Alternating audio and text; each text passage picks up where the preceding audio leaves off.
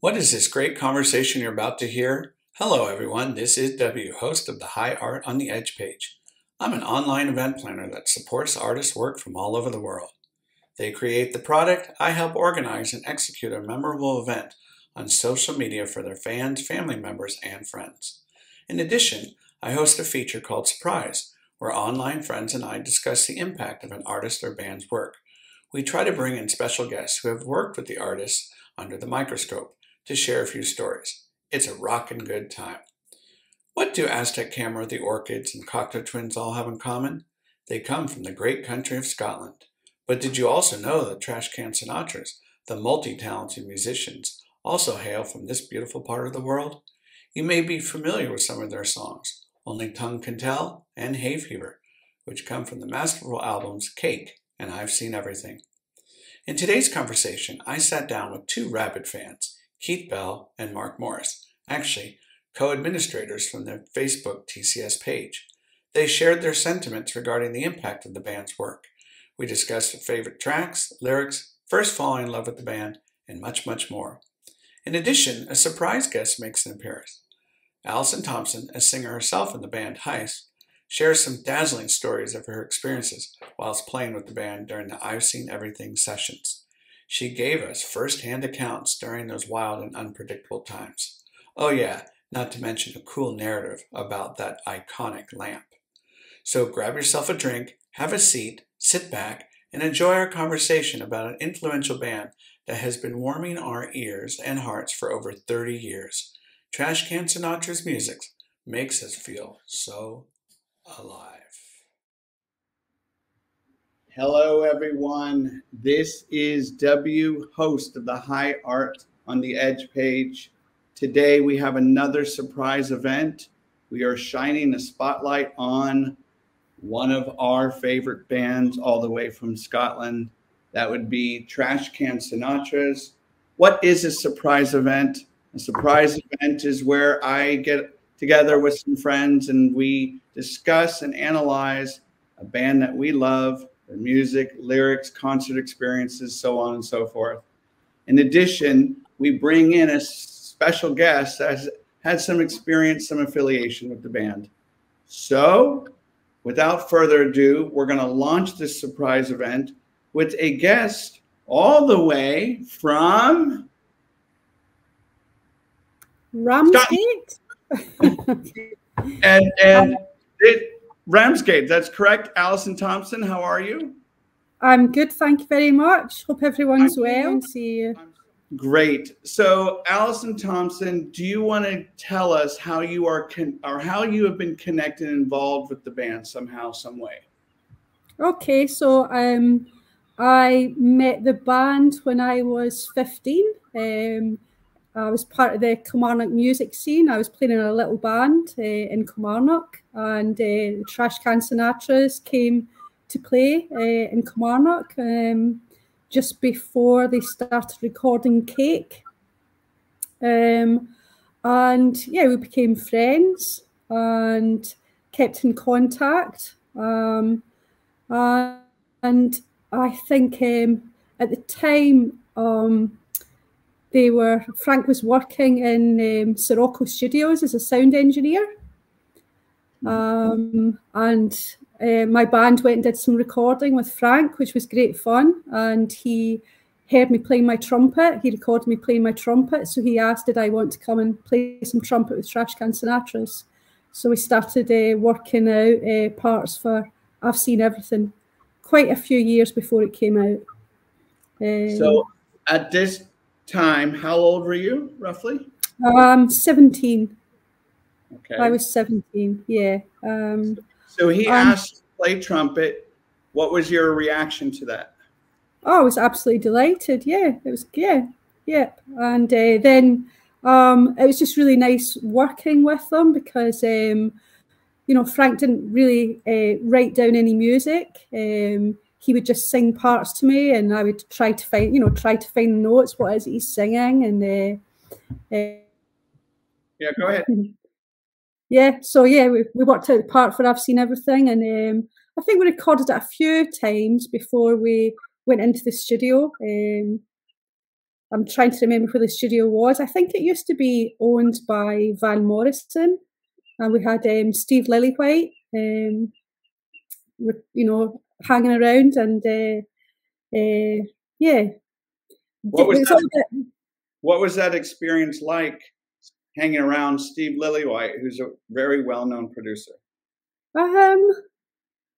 I can't really remember. There was an awful lot of red wine, and I just remember the studios being really nice. We got really well looked after. There was a cook, and I'd never been so well fed in my life. 3-course meals every day, and wine and dark chocolate. So yeah, and the actual recording process was fairly quick. And then when I was 20, so I think that was when I was 19 or 20, I did that recording. Then I went to a gig with John. John and Frank and I were really good friends since I was for like 5 years before that. But then John and I started going out, and kind of fell in love, very much in love, and I eventually moved in with him into the flat with Frank and Davey and Paul and John and I. So stop right there. I hear Frank, Davey, Paul, John. You move in with John. Tell us a little bit, without getting too personal, but just tell us, what was that vibe like? What was that experience like? Really well, I had a full-time job. I've always worked as a mental health nurse, so I was getting up and going to work early in the morning when they were coming back from the studio, and going to bed. So it was quite unusual, and it was actually like being married or being in a relationship with more than one person, because I very much think we were married to each other, and that was a absolutely magical relationship that they had. Yeah. When you were in the studio in the recording process of I've Seen Everything, did you have any idea of how special this album was at the time and what it was going to be? Well, I had already heard Cake. I heard like all the early demos. I've got lots of the early demos on cassette. And I already knew they were a really, really special band. Everyone else around that time were playing, kind of like 3 or 4 chord songs with, kind of singing songs about teenage angst. And the Trashcan Sinatras were doing something just so poetic, just absolutely beautiful. And Frank's voice, just they were just like no other band around. They were really, really special. So I already knew how special they were. But I never imagined for a second that I've Seen Everything would, make such a huge impact on so many people. So, since being part of the Trashcan community page on Facebook, there has been great discussion about this album, and of course the book that came out. Yeah. What is it about that album that resonates with you? I think for me, it's like being around when the songs were being written as well, and kind of like knowing the process, and like knowing the experiences from where the stories for the songs came from. Is there a story that you would like to share that you can kind of clearly remember? Well, I think for me, the album, the songs, the stories of the songs, for me, just come together as one whole experience. There's not like really one. No, there are actually some stories, like The Perfect Reminder. I remember that story, and that was when Paul was on a bus really late at night on his way home on the bus, and was smoking a spliff, and there was, when he was high, he noticed this girl and thought she was really beautiful, and kind of like became fell in love with this girl on the bus, but also with smoking the spliff. And yeah, that was what that was. And when he presented that song to the others, you know, singing it just, you know, on his guitar, and I was there when he did that. That was absolutely beautiful, really, really, really beautiful.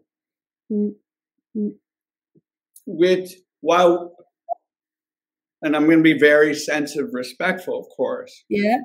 While living with John at that time, what did you notice about his work as an artist? How was he evolving? How was he growing? Oh, well, while he was writing the songs, he was very, very distant. I think they all were. I think if you're a writer and you're in the middle of doing something, it's like you can't. It's almost like you're cut off from kind of like normal everyday conversation, because there's a process going on all the time. So, you know, I kind of like found that they were all kind of like very kind of quiet, thinking their thoughts and trying to work things out. But also John was doing a lot of painting and, you know, finding cardboard boxes and oil paints and, you know, kind of, they were all over the flat. They were just, you know, paintings all over the flat that then became the cover of I've Seen Everything. Speaking of the cover of I've Seen Everything, when we had a conversation about a month and a half ago when I first met you, you had something in your place that has something to do with that album cover. Would you like to share that? I will show you this. Okay. I need to just take you to the corner. Okay. There we go. Okay. There we have the lamp. We have the lamp.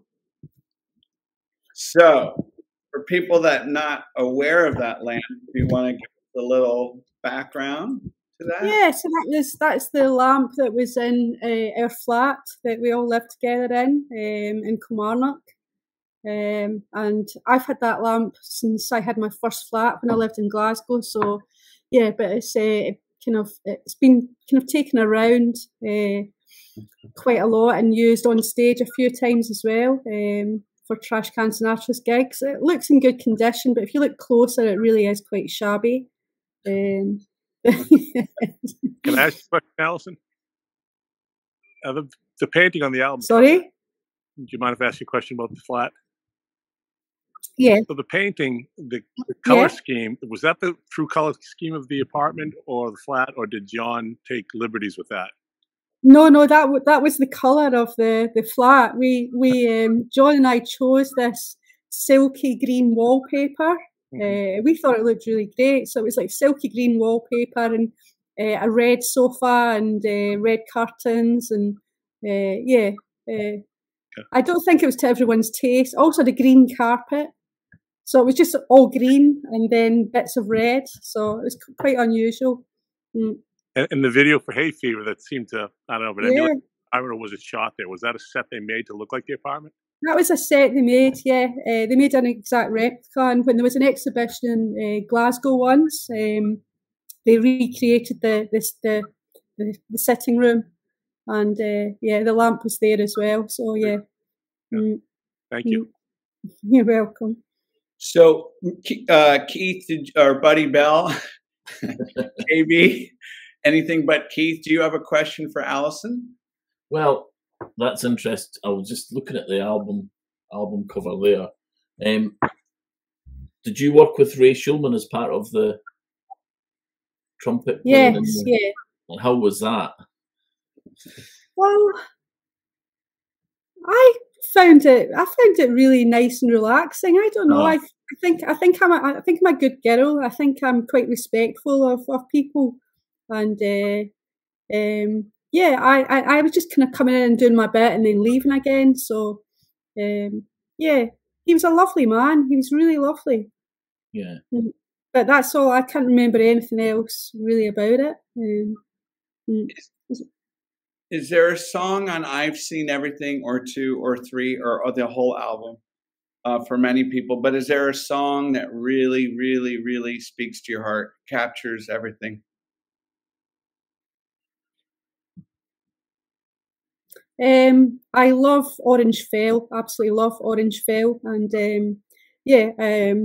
Orange Fell was so the street we lived on in Kilmarnock had, you know, it was a long street with lots of lampposts, and there was an orange glow on the street when when it was dark, when the street lights were on, and that's where Orange Fell originated. Lucasade lamp post. Yeah, I really love that song. It's beautiful. So, and again, I don't want to get personal in that business, but tell us a little bit about your relationship with the other bandmates. Yeah. But yeah, as I said before, it was like they were, one person. I know that seems really weird, but at the time, they're not like that anymore. They're all very, very individual, all doing their own thing. Yeah. But at the time, they lived together. They shared loads of the same mannerisms. They said the same things. It was just really quite unusual. Yeah. What an amazing experience. So when you look back on that experience, obviously a lot of great moments, indelible moments. In 1, 2, maybe 3 words, how would you describe Trashcan Sinatras? Just one of the most beautiful bands in the world. Yeah. Most beautiful songs in the world. Yeah. Do you have any other tales to share before we proceed with our conversation here? No, but you can come back to me if but at the minute, no. Okay. Unless you want to ask anything. Well, if you want to, this is a moment for you to promote anything. You're working on some music. Anything you want to share? Well, no, we brought out, and my husband and I.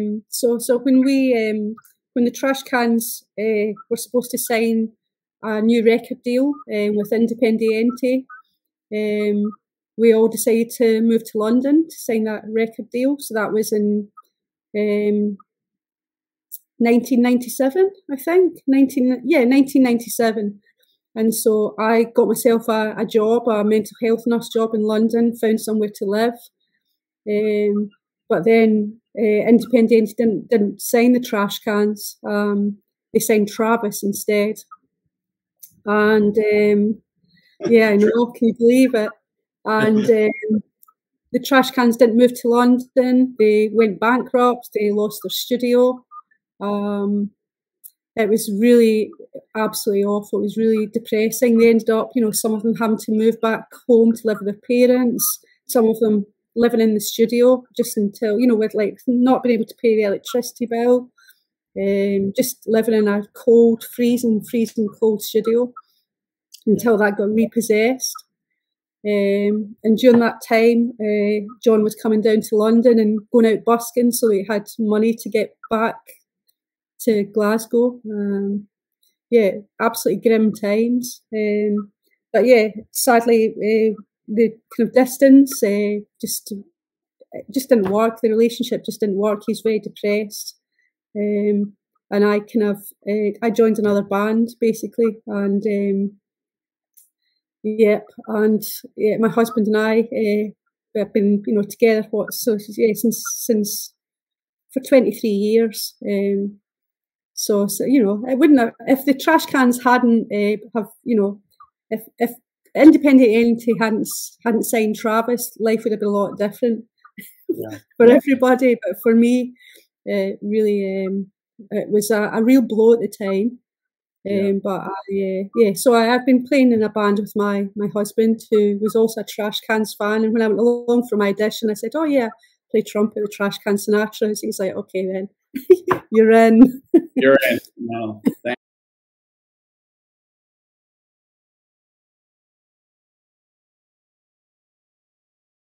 On Trashcan.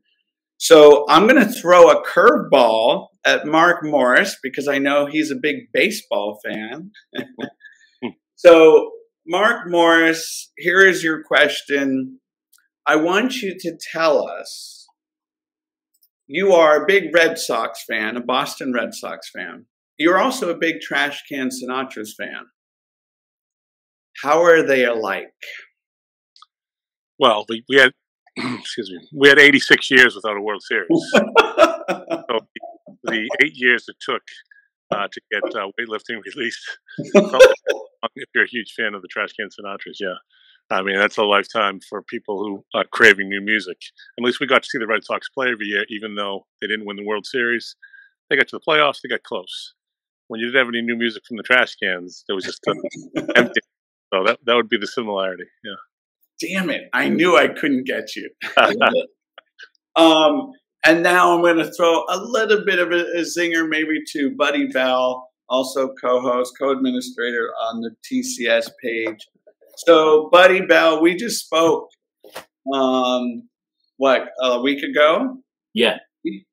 And I'm actually going to start with a question before we dive into their music that you and I discussed.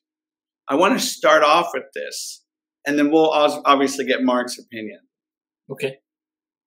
We know there's a Trashcan Sinatras page or album coming around the corner. We just don't know when, right? We don't know when that sucker's going to drop. Yeah. So here's my question for you. What do you think this album is going to sound like? This brand new TCS album. I want to start with that. It is a great question. We kind of touched on it last week, and I think we may have a differing of opinion, and we're probably both way off the mark. But here's my thinking.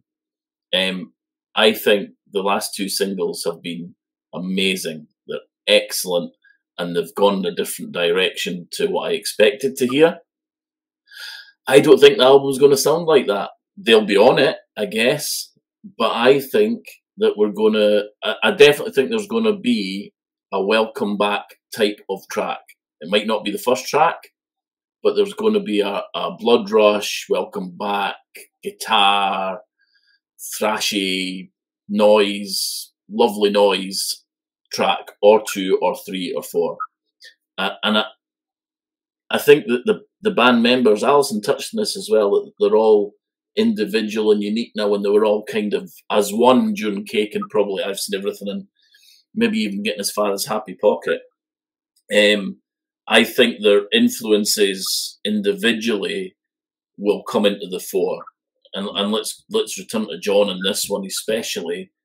John's now out there on the stage performing on his own, and I know that he was really nervous about doing that. And the nerves, I was very lucky enough to see, I think it was his second live performance over at the Irvine Harbour Art Centre. And but he was just amazing. And then I seen him a few months later over in Straven, where he was supporting Norman Blake and friends. And he'd really found his groove, man. He was so good. Just amazing.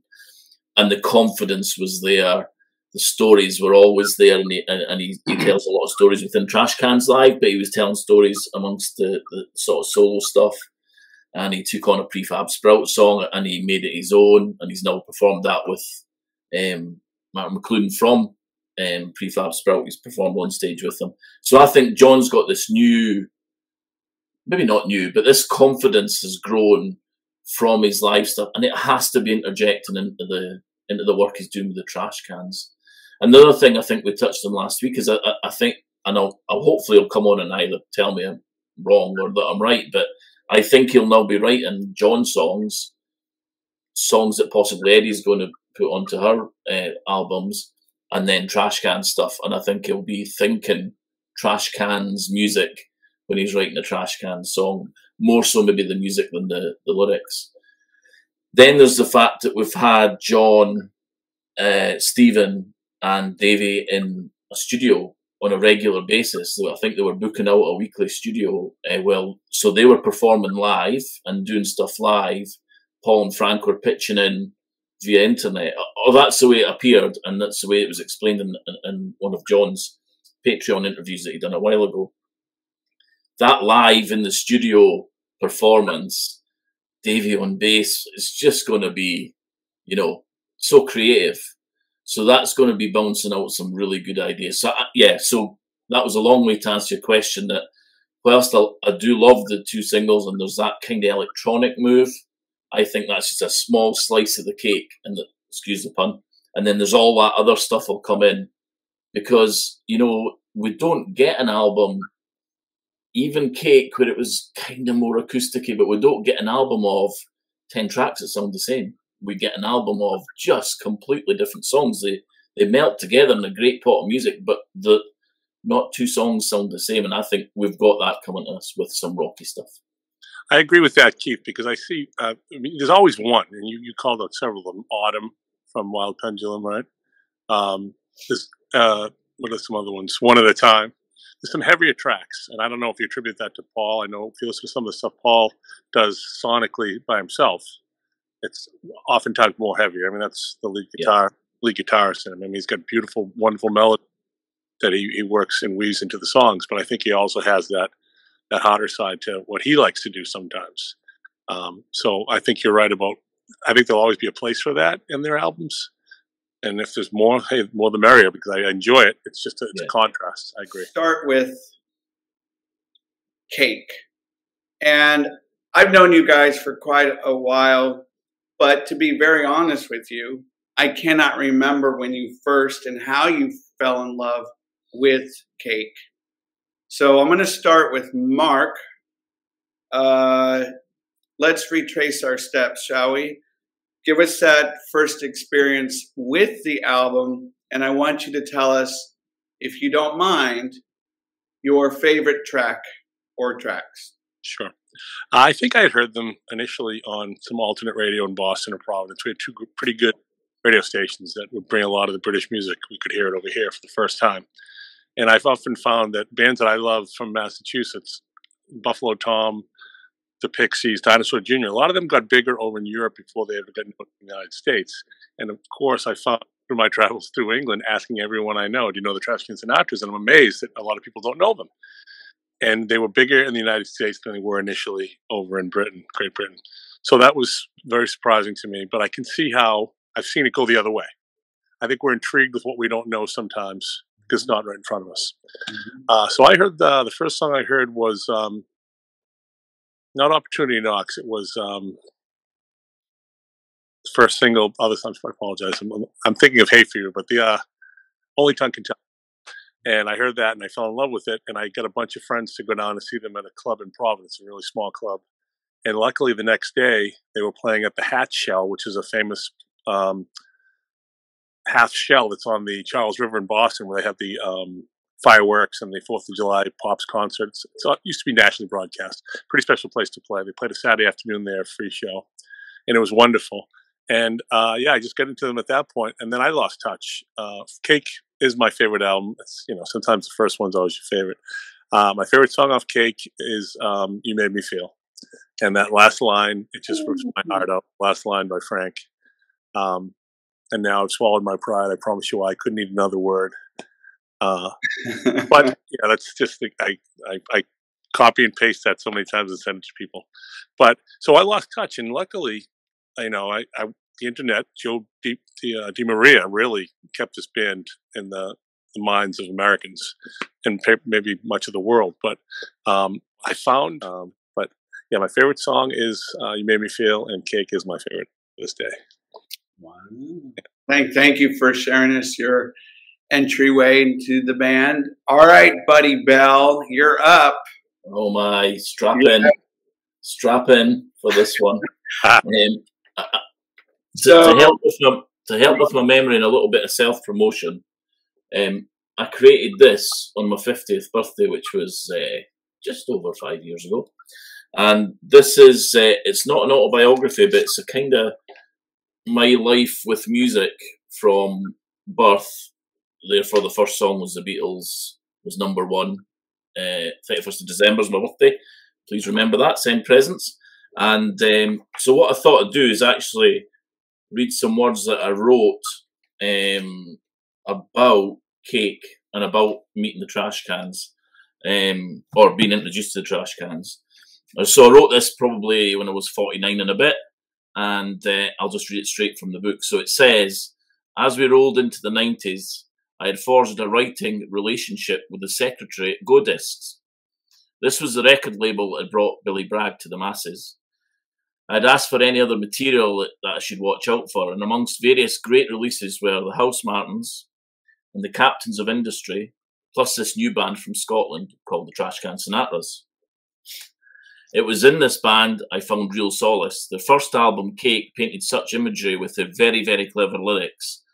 This band, albeit with infrequent releases and large gaps between tours, were and are and will always be my favourite band. Nothing can top them.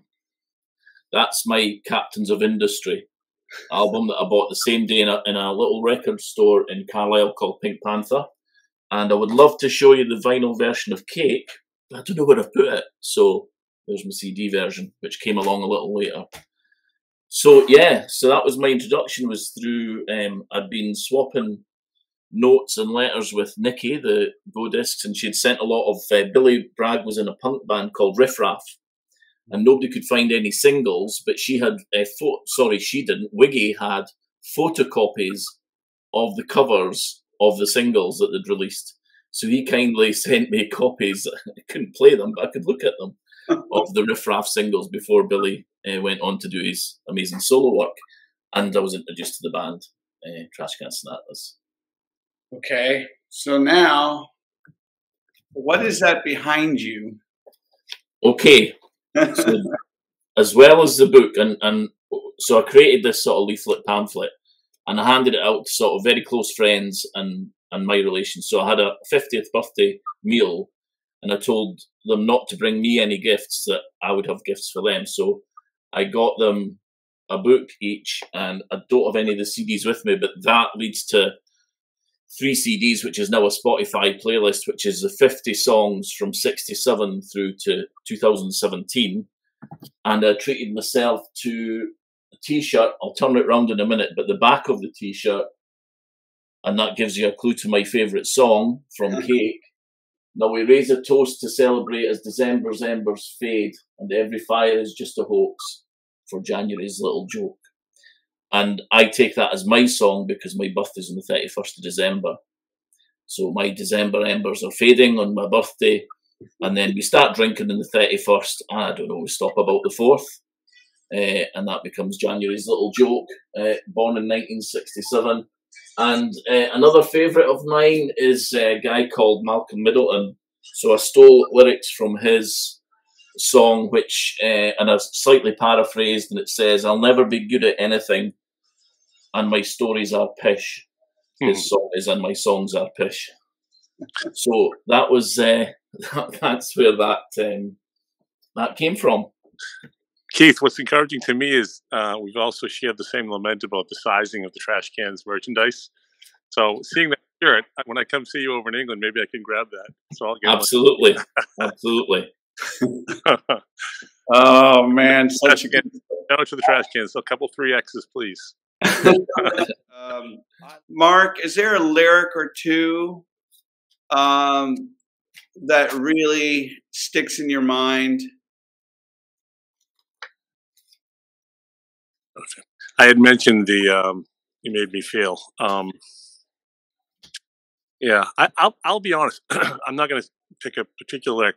One thing I've noticed, and I think the band writing, and I don't know. I wish I could tell more who wrote which lines. I try to figure it out a lot, but I don't know that I'm correct. Yeah, but they've gotten away a little bit from the wordplay. They've discussed this, becoming more straightforward with their lyrics, more obvious, which is good because I mean that's what they want to do. But I've also found, and I wrote something to John about this, and I didn't hear back. But I think they've become a little bit more jammy, like more of a jam band, and maybe the lyrics being more out front and open alludes to them going different ways with music and jamming more, saying less, jamming more. Like when you got that, I hung my hat on the willows and some of those songs where they just riff at the end, and I picked them all being in studio.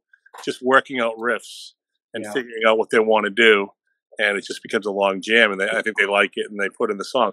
And I don't know if I'm correct, but I wonder if that's why you simplify one thing and you make the other parts more, deeper, I suppose, musically. But yeah, that's one of my insights as far as what they've been doing lyrically lately, I think, at least. But what's so astounding to me about this album is how it transitions from one song to another. And it just seems like this is their first album. How the hell did they do that so beautifully? Would you agree with that statement? Totally. It's ahead of its time. It's so clever. And that obviously that's credit to the band, but credit to the production of it as well. It's so clever. And, I think, picking up on the lyrics, I think they've said, Mark, that looking back at the lyrics of the first couple albums, they thought they were trying to be too clever. I couldn't disagree more. I thought they were amazing. The lyrical play in the songs is just fantastic. And it's not answer your question, but I'm going to say this because I do play it often, and it's. Do you get days where music isn't going to happen? You can still put Cake on. There's not many albums you can do that with. It's just a pleasure to put on and listen to it. And you can. I'm in my office at the minute. I can have it in the background, literally on repeat all day, and it kind of drifts into my mind and then drifts out again. It's just there. I can have it downstairs on the record player at full tilt and really rocking out to it. I can have it in the car and do long journeys. It's an album. Even amongst the trash cans and albums, it's one that doesn't matter your mood, doesn't matter the fettle you're in, as we would say here. It'll just work. It'll just work for you. So yeah, it's not even my favorite album, but it's a very special album. Yeah. A question for Allison, because she gave some insight into when you talked about that album being ready when they played it, how it seamlessly got recorded. Allison, you said though, even when they were still Cake hadn't come out or had it, he was still years prior having you work on the trumpet solos. So these songs were in the pipeline for a while. When you initially came on, I was going to ask you, when you first saw them, were they strictly original or were they still doing covers? How far in advance had you been helping them write songs that got released at later dates? They were strictly original songs, apart from, I think they did Stray Cat Strut. Okay. But everything else was original, and it was just all the songs from Cake. Kind of sharing this stuff a little bit, but I will say my favorite song now is actually "Circling the Circumference," and the reason is because that song for me, I can play it anytime, anywhere, and after it's over, I'm going to hit the repeat button 2 or 3, maybe 4 or 5 times. When I saw them perform it live, when they are here in San Francisco, it was that blood rush. I was like, I never thought I would ever see them play that, ever.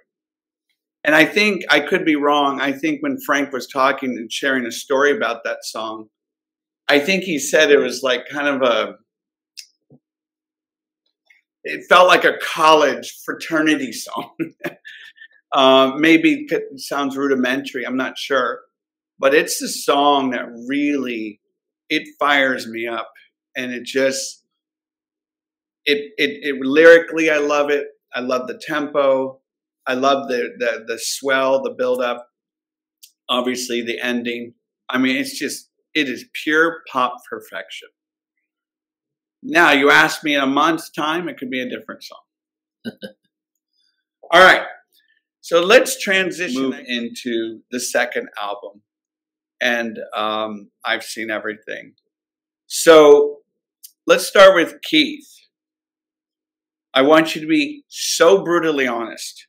If you can remember your initial reaction on hearing the album for the first or second time,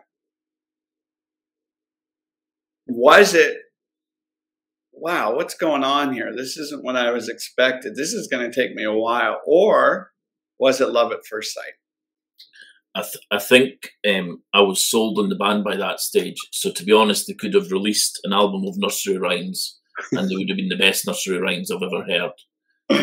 So I'm probably the wrong person to ask. Now, I can't remember. I've brought this up. I can't remember if they started pumping this out before the album came out.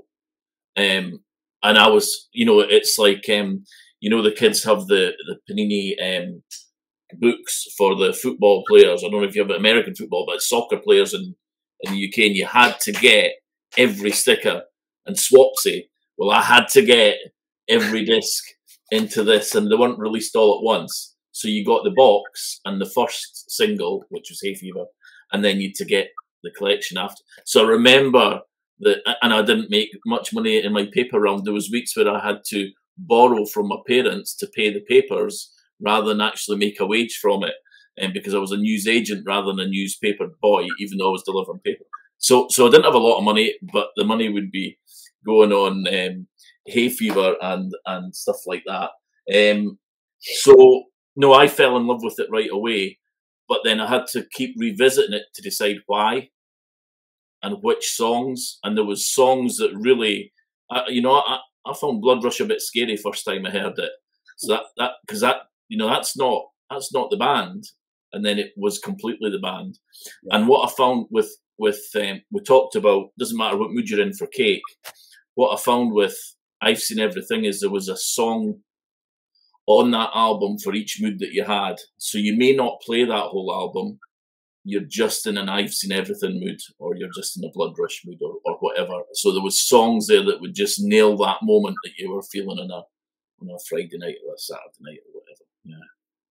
Favorite track? Well, that will change tomorrow as well. It's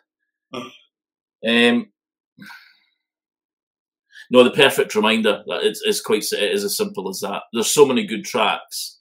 Some of the lyrics, like you kind of knew what Paul was up to there, and I guess that sort of my early 20s, I think, by the time this came out, was that right?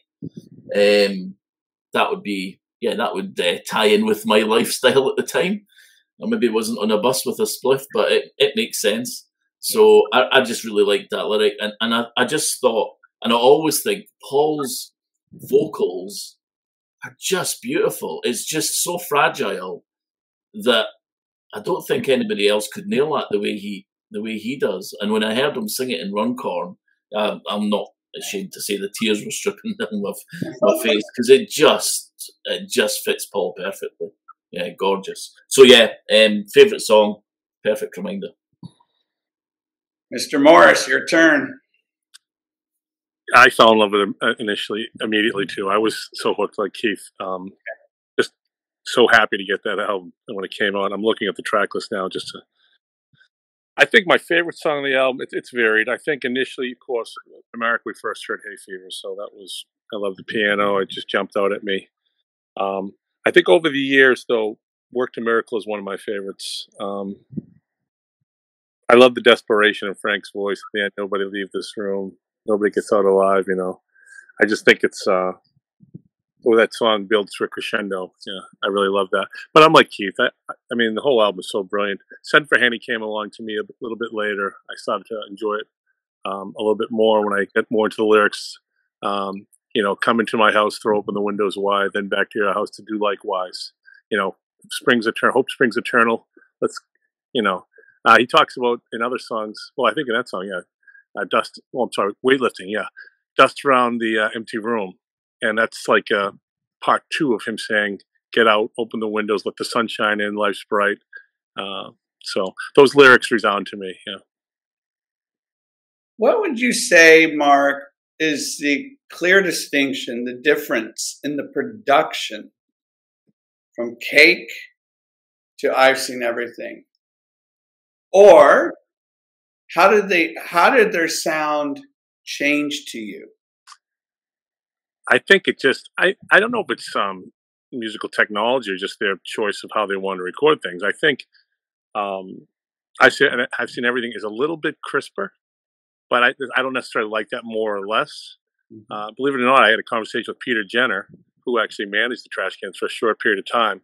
I met him after Billy Bragg gig in Massachusetts, and I didn't know he had managed them. And then we started talking, and he had said that one of his initial, I wouldn't say complaints, but he said to the band, "I'm having a hard time understanding what you're saying on that first album."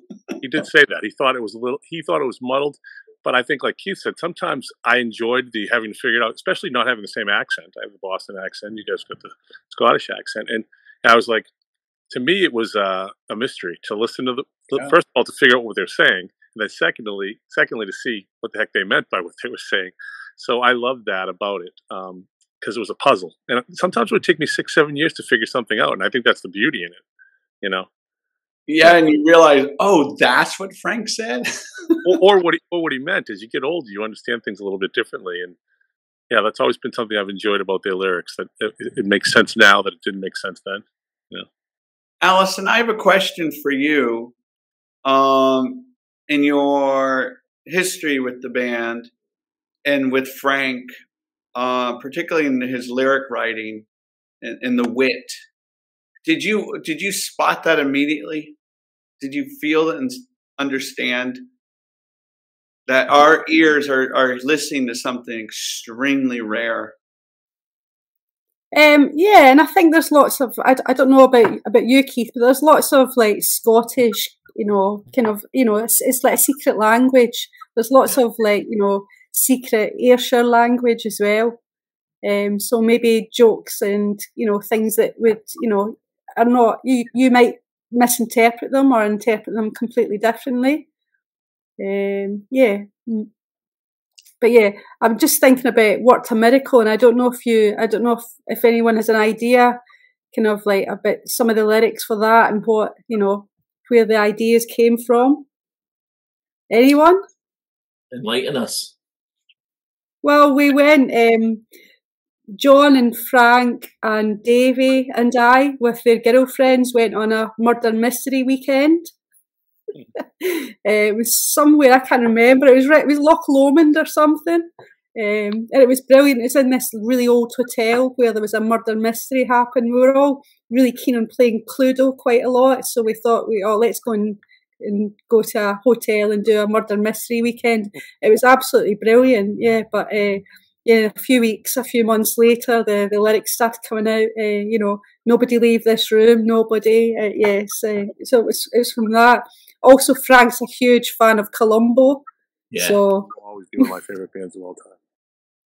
Can I just chip in and say that it's a shame you never saw them like a long time ago. Frank used to be quite wild on stage. He's really, he's really tamed these days. He's very well behaved. But I remember one time, like being on stage trying to play my trumpet part, and he was spinning around with a microphone stand. Yeah, he used to be really, really quite wild, swinging the microphone round about, spinning the, I think, one time ended up with his head inside the bass drum. But he really was really rock and roll. Now, he's very, he's matured, can I say? Yeah. I know there's quite a few videos up from the King Tut's gig. I can't remember which year it was, but yeah, Frank was definitely rocking out then, for sure. So enjoyable. So I watched them a lot. When they came to San Francisco for this album, I've shared this. So I'll move through this really quickly. They played at a very small, amazing venue called Bimbo's, and I just remember the buildup and anticipation was just so thick and palpable. So when they came on, the place was already kind of rocking. They had a pretty strong following here in the Bay Area. And that's when I was like, oh my God, I know I just watched something dearly, dearly special. We're going to end this part one of our conversation. Oh, sorry, I didn't get to share my favorite song here. I'll share it right now. I'm going to read some of the lyrics, and I think you guys and Allison might know the song. So, Cake Brick Road in summer 1981, we shared a house and garden at the height of the bombing on the run in busy, hazy London. Of course, I'm talking about Early's. So for me, this is my favorite track from the album. And again, it wasn't my favorite track to begin with. It took a while for me to appreciate its tremendous power.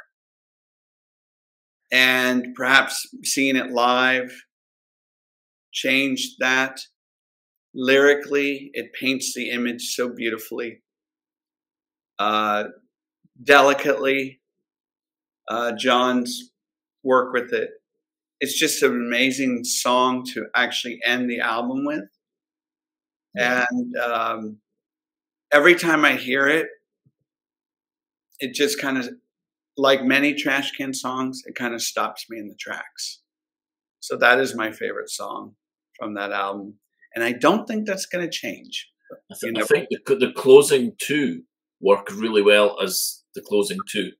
So I think the Hairy Years just drifting into earlies are just nice dreamscapes created by the lyrics of both those songs. Yeah. You've kind of had the punch from some of the earlier tracks. Right. It's a nice way for it to mellow out as you get to the end.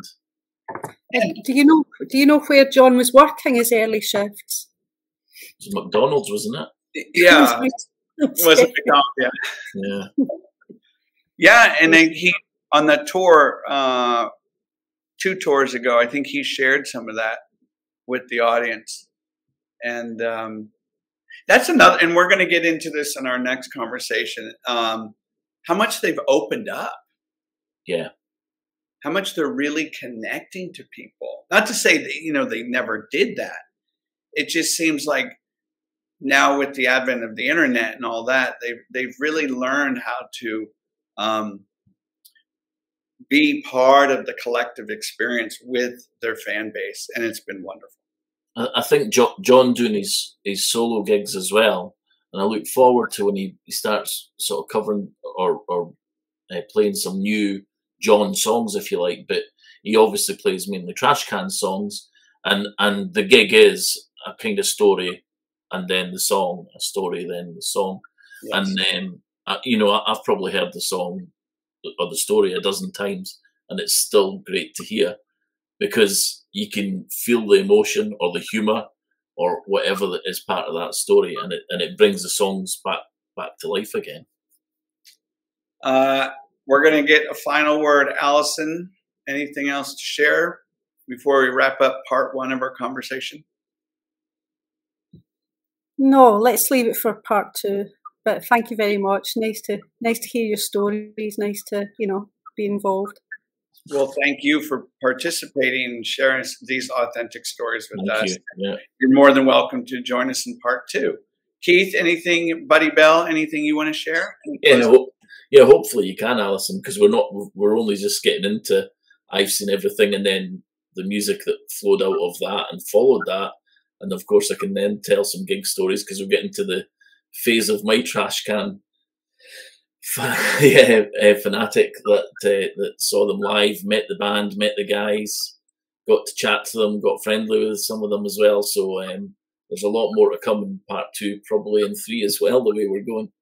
Really enjoyed it. Thank you for organising it. And absolutely. Absolutely. And I think we'll also have some other special guests as well. So my name is W, also known William, host of the High Art on the Edge page, here to do another surprise event. Thank you, Allison Thomson. Thank you, Buddy Bell. Thank you to Mark Morris, who had to jettison. And we look forward to talking more about Trashcan Sinatras and the impact they've had on our lives. Take care, everyone, and keep listening to TCS. Ciao.